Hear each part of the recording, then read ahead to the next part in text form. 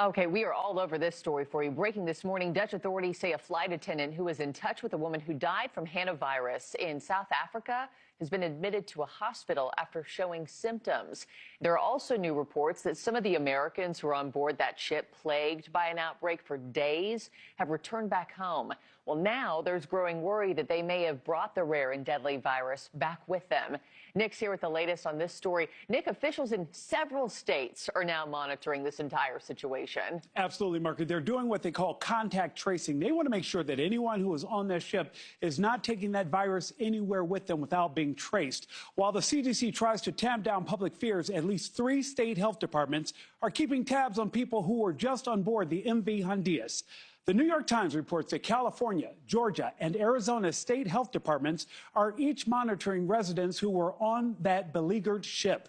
Right now, however, the 2 people in Georgia are not showing any symptoms. Those reports come after 3 people were evacuated off the ship on Wednesday, including the ship's doctor.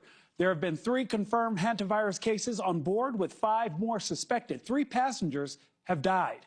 The ship, with nearly 150 people still on board, is expected to dock in Spain's Canary Islands in a few days, where the remaining passengers and crew will be evaluated. In the meantime, Marky, those still on board are being asked to social distance, sanitize their hands, and isolate in their rooms as much as possible. I still can't imagine being on board this ship for any of this. So, Nick, what's all being done to ensure the virus doesn't spread off that ship to land into other communities now? Yeah, Marky, they want to tamp down public fears, right? As we mentioned, several state health agencies are monitoring the situation here at home, but doctors say, for the most part, people really don't have anything to worry about.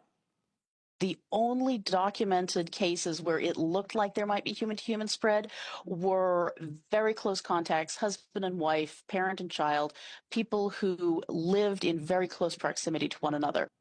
And on Tuesday, that sentiment was echoed in a statement by the CDC's acting director, who said, quote, "The risk to the American public is very low," adding that the virus is only spread by close contact with symptomatic carriers.